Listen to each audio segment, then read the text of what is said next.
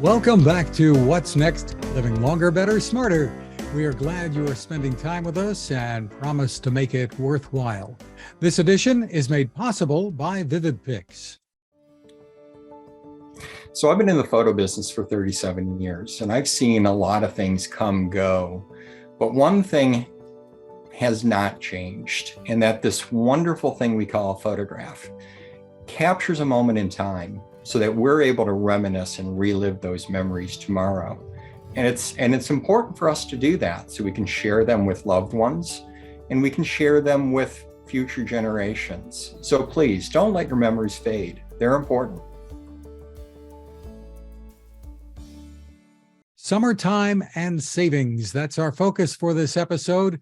I'm Fred Fishkin along with Mary Furlong. Hi, Mary. Hi, Fred. I think we have some of the best guests we've ever had on this podcast episode. We do. First up, savings. Dentalplans.com has launched a dental plan finder that can provide recommendations in a hurry to help save you money on caring for your teeth. With us is Chief Commercial Officer Jen Stoll. Hi, Jen. Hi there. Thanks for having me. Jen, thank you for joining us on What's Next, Living Longer, Better, Smarter.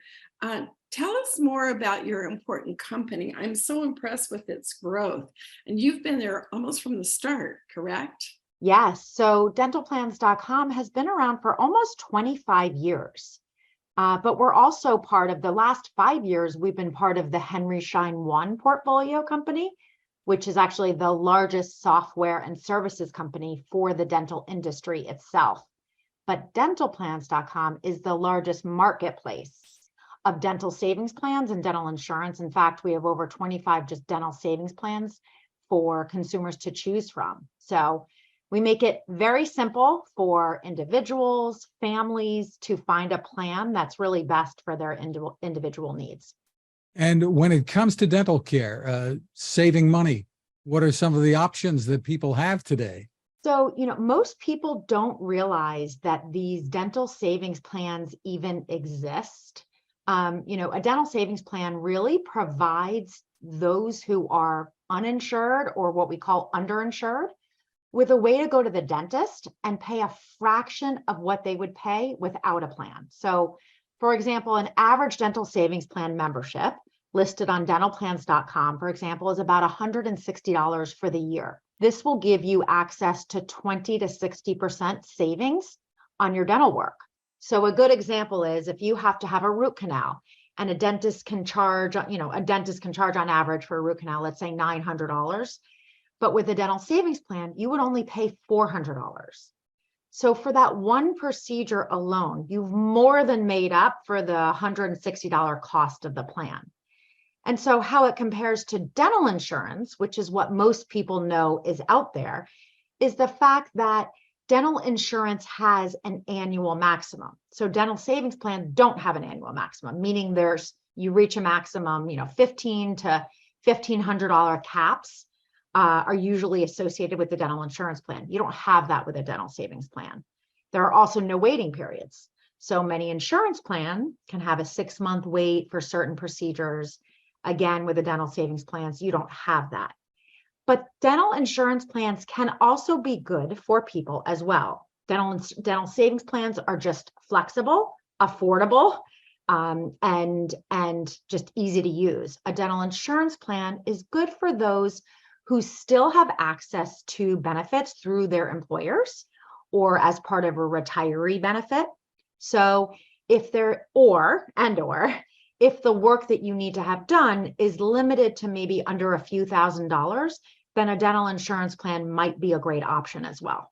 So step us through the process of working with dentalplans.com. Sure. So we make it super simple. So you have two options. You can either call us or go online. So one of the key differentiators is the fact that you can call us and we will handhold you every step of the way.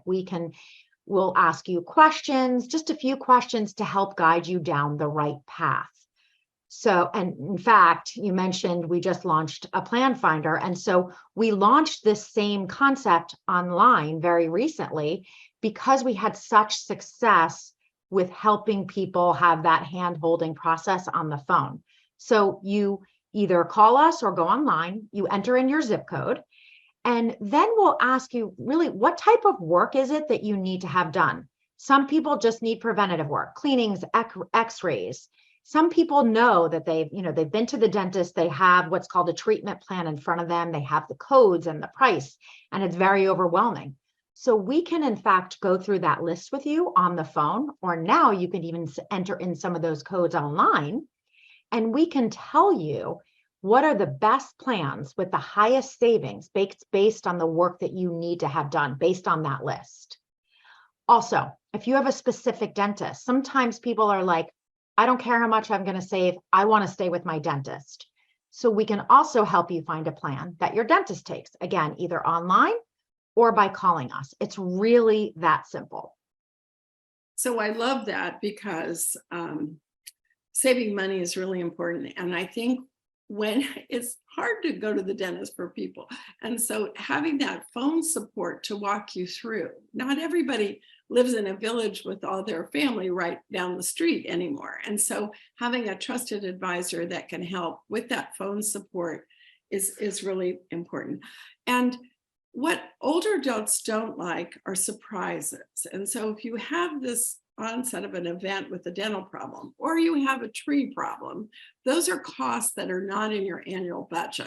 And so I think this news is critically important for the large audience. And you've grown fast as a company because people see the value. But let's talk for a minute about the importance of dental health to older adults as it portends overall health.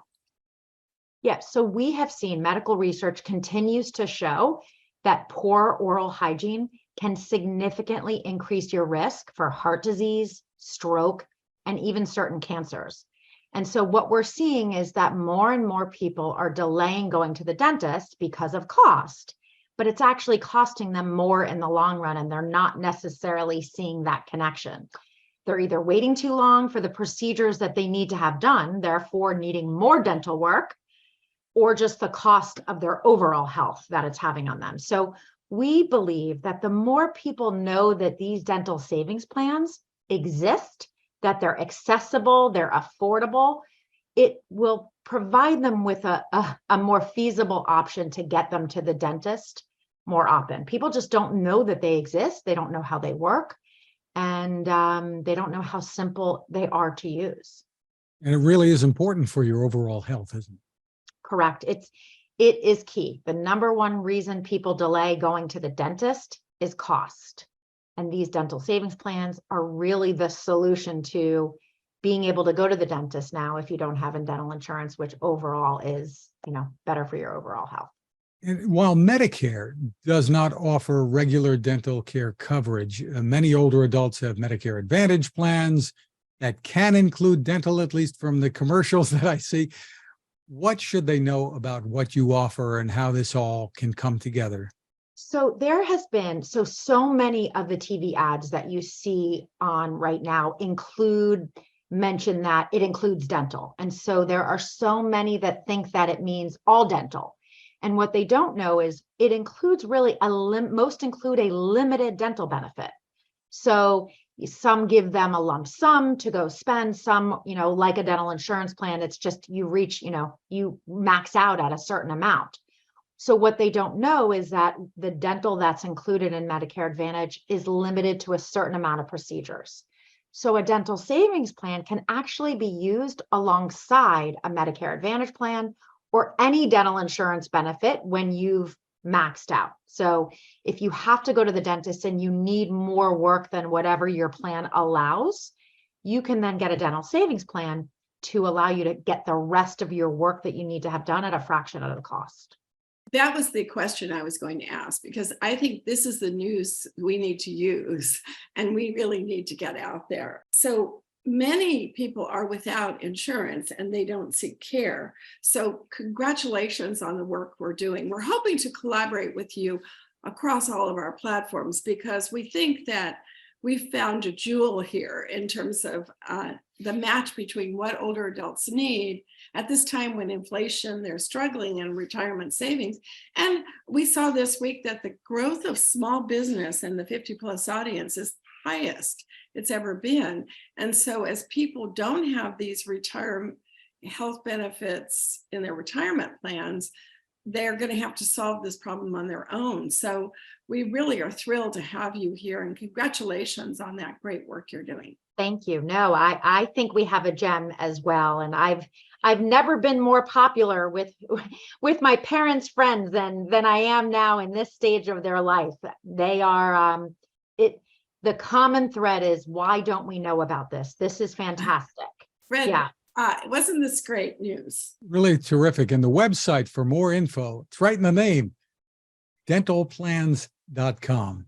Easy enough. Jen, thank you so much for spending time with us. Thank you. I really appreciate you having me on here and helping spread the word.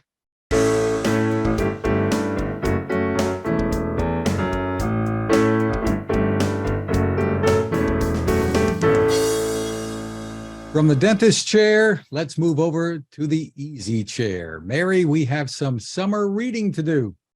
That sounds perfect. I love reading and talking about books in summertime. And I'm so excited about the next guest joining us, a very good friend, my dissertation chair and author, Roy Weaver. Hi, Roy. Hi, Mary and Fred.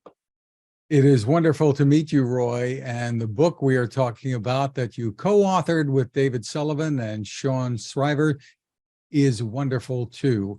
Running Against the Grain, the story of Philadelphia Eagle and movie star Timmy Brown. What unfolds here is a story about a multi-talented man who passed away about 3 years ago at the age of 82. He faced so many challenges. Tell us how this book came about, Roy. One of my responsibilities as Dean of Teachers College was to host receptions for alumni around the country. And in November of 2008, I had one scheduled in Palm Springs, California. Timmy Brown came to that reception. And after a short period of time, I noticed that everyone was congregating around him. And I overheard some interesting stories and entertaining stories that he shared with others. And so after the reception, I cornered him and I said, has anyone approached you about writing a book about your life?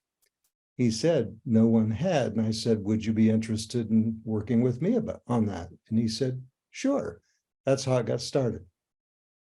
Now, he had had a cold beforehand. And when I talked to him, he wasn't sure he was going to be there. Had he not shown up, the book never would have been written. We had challenges that took 14 years to write. Part was because I was involved in working at the same time. It was difficult to be a dean of a teacher's college and focus so much on writing a book.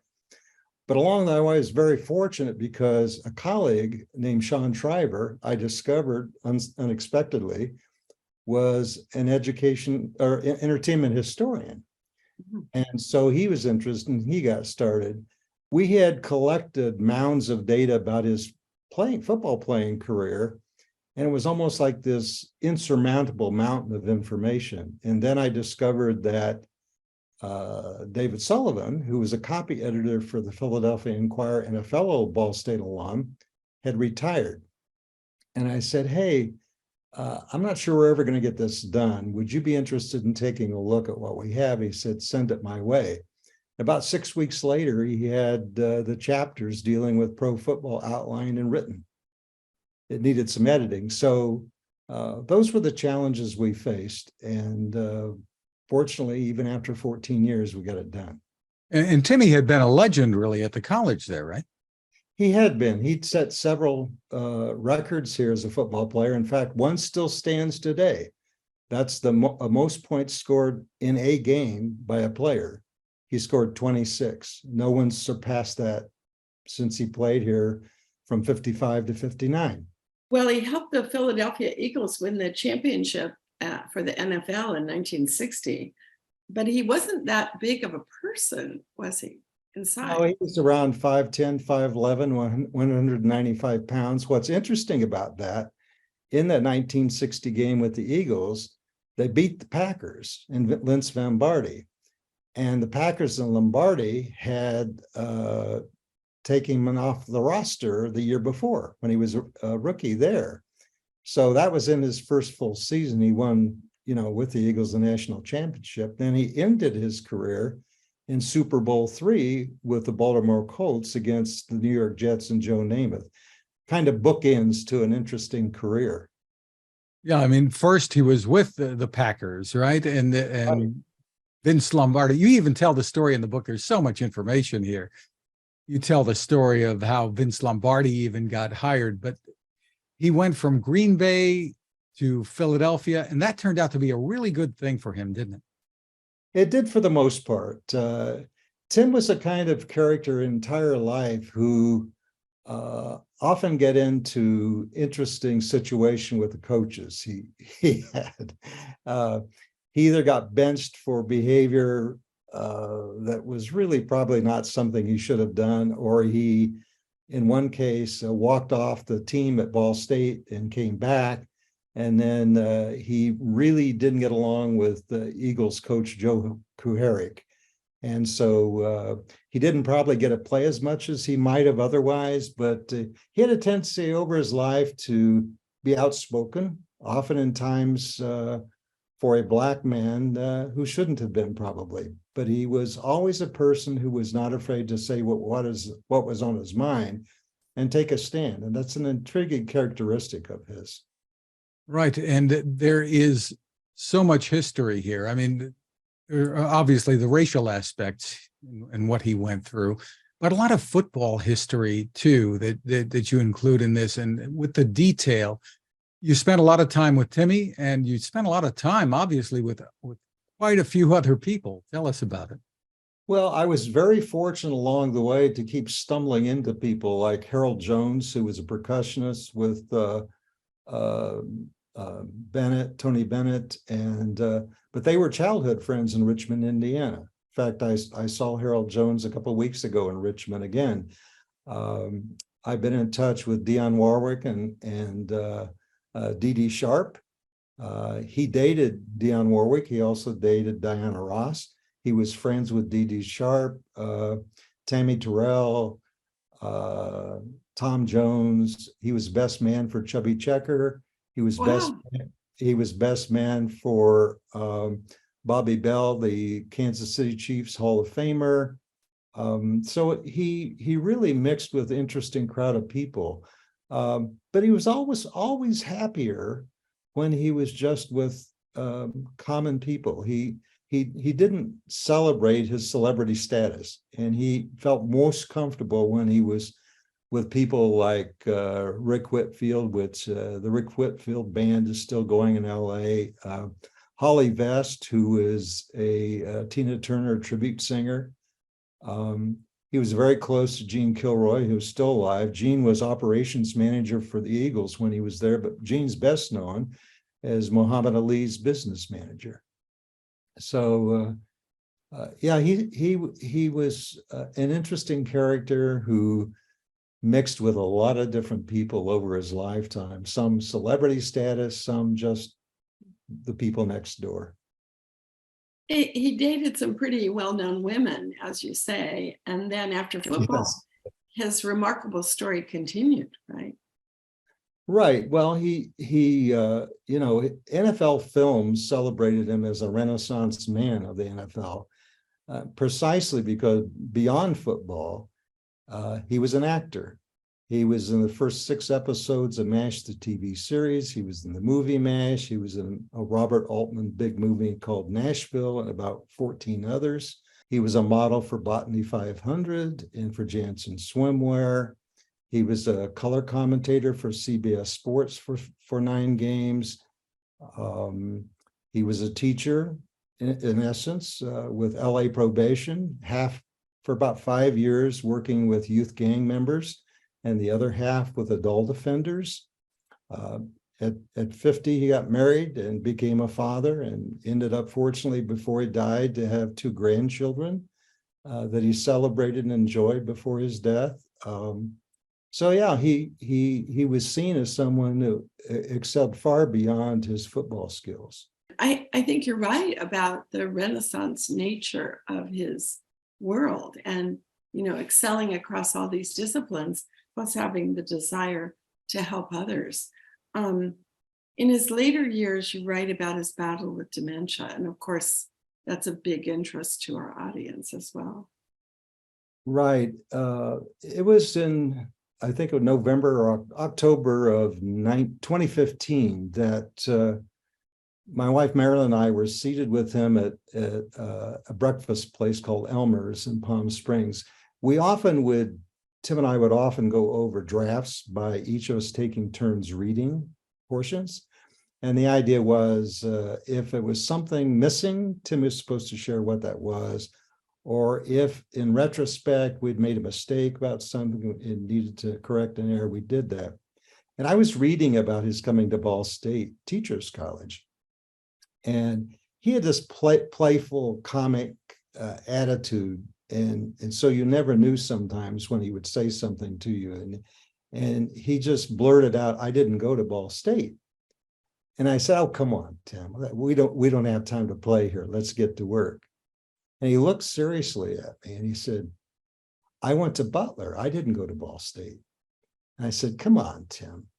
But I could see then it was dead silence and he was kind of glaring at me.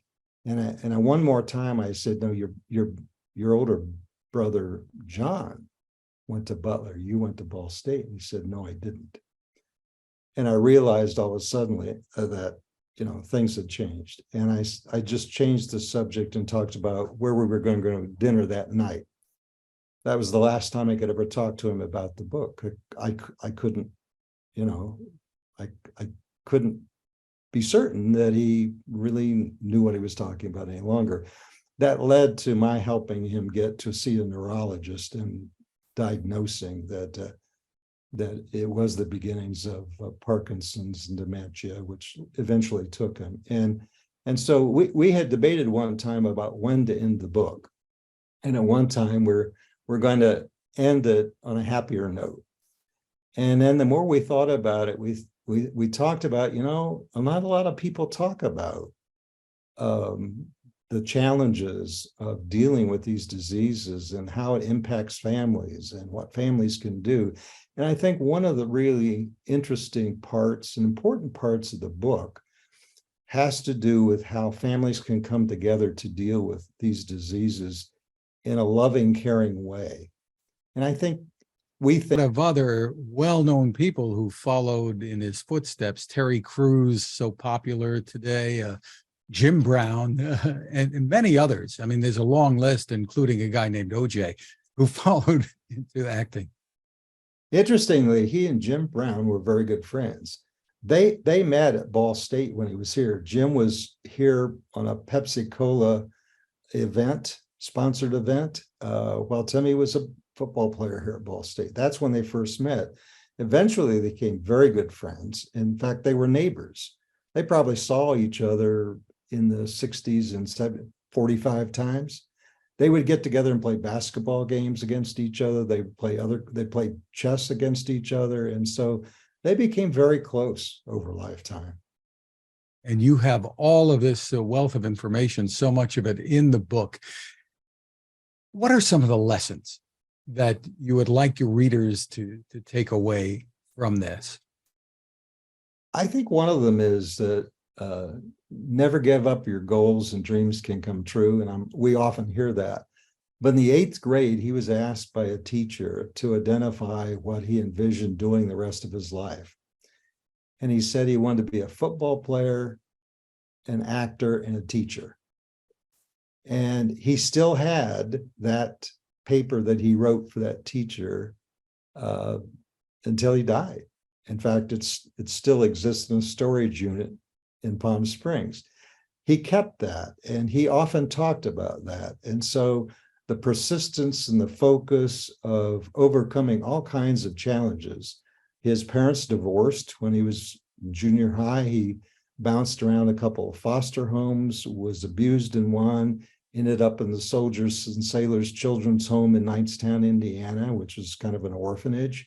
So he overcame those traumas. He overcame a number of racial incidents over time, and he often fell short of what he hoped he might accomplish, but it never riled him or upset him. He always seemed to be comforted nonetheless with whatever he ever accomplished. And so I think persistence, satisfaction, not giving up. He was a very loving, caring person. He was very calm and humble. And I think all of those attributes really served him well. He was always one of the most interesting, friendly people I'd ever met in my life. Roy, I want to go back for a minute, because when I walked into your office as a young graduate student at USC, I had wild and large ambitions to create things. And together, you invited me to write an article with you. And I thought of it this morning when you told the story about bumping into him at the alumni reception. And the article was about the future. And it said, we could cope with the future, we could adapt to the future, or we could shape the future. And I think that that has been kind of a guiding principle of my work, is to think about how do we shape things, not just cope or adapt. And recently we did our venture summit, and the president of the college, who's now 90, attended the conference. And we thought she might be there for a few hours. She was there all day. And she wrote me a long letter. She was a philosophy professor, long letter about how much she got out of the conference. And I think this morning how privileged we are to have these two seminal professors in my life, and how it makes those of us who are teaching, who are trying to shape the future, it makes us want to reach out to those former students, to stay connected, and to love the fact that they're continuing to do lifelong learning. And Irene gave me a copy of the book she had just written, which is the story of her life. And so that's on my summer reading list as well. But it's been a great privilege to have you here. I do love football. I'm a 49er fan. And I just gave my son for his birthday the Brock Purdy jersey framed. I hope he has a good season. And so I wish you a happy summer. Congratulations on completing this. Thank you for signing the dissertation. I never would have had my career if I hadn't met you. And I wrote my dissertation in the beautiful Library of Congress back east, and then flew back to USC to defend it. So that was our story, right? Well, you know how proud I am of your accomplishments, and it brings joy to professors to see students do what you've done. And so you know how much you've meant to me. Well, thank you.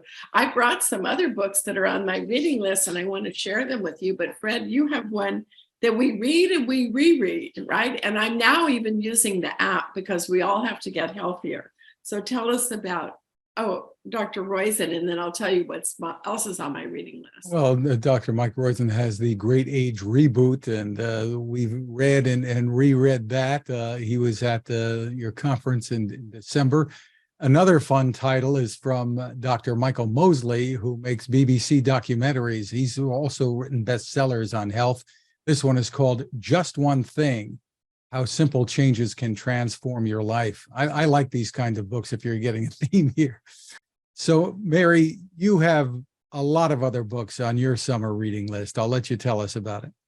You know, I've always been a reader since the time I was 4 years old. My first publication was in Jack and Jill magazine, but this book is really high on my list.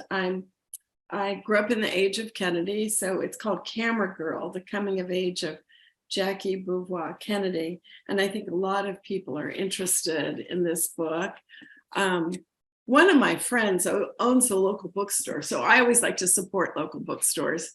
In fact, I wanted to buy the local bookstore, but that got vetoed. So another book that's really popular, number one on the New York Times bestseller, is Lessons in Chemistry. I should mention I'm going on vacation and visiting another friend who was in the Clinton administration with me. And his name is Abe Abramson. We're celebrating his 80th birthday at the Missoula Public Library. And so I'm taking my books to the library. That's how I'm spending my vacation. I'll also probably hike up there. And that Abe was sort of seminal in the creation of the library. There are other members of that commission, LeVar Burton, who does Reading Rainbow. So we all cared about libraries and the internet. Maxine Pedro was a co-author with me, and she also, of course, very famously co-authors with James Patterson, the New Women's Murder Club novel, 22 Seconds. And several of my friends have done research for Max, including me. I got to go with her while she scouted out a murder one time in Half Moon Bay. But I know what the bars are named after, so I know some of the characters in this book. And then another book, I want to send this one to Lori, Fred, your wife, but it's called The Covenant of Water, and it's a novel. And it says, from the very first page, I was overtaken with joy. And it's an Oprah book club. I think it's over 700 pages. So those are just a few that I have. And I read print books. I underline my books. My little friends that visit here want to go see my library. I find it very hard to say goodbye to a book. And I guess I've always loved reading. And so I really appreciate the effort, Roy, that you put into the dedication to tell the story in the right way. And, I love it when people share their book list with me, their playlists with me. I like to know what's their music playlist. And of course, Fred, you have a great playlist, I'm sure. Well, I was talking about books that can transform your life. And speaking of that, more than 11,000 senior athletes have been taking part in the 2023 National Senior Games presented by Humana in Pittsburgh. Unbelievable. Yes, and our friends at Get Set Up have some athletes taking part.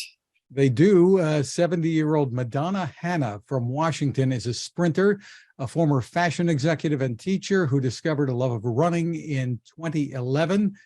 Mike Adsit is a 73-year-old cyclist from Michigan and 4-time cancer survivor. Another cyclist is 74-year-old Roger Reddish, a veteran and stroke survivor. And Get Set Up has the arch rivals volleyball team, 8 women competing in the 65 to 69-year-old competition. There's also a 70-year-old Ellen Jaffe Jones, a runner who shares her expertise on Get Set Up, and another cyclist, 74-year-old Mark McCarthy from New York, who used to play professional racquetball. Yeah, very exciting. Of course, Get Set Up is one of the fastest growing companies in the US and around the world. And we wish all these athletes the best of luck. We'll be looking for them and Get Set Up too.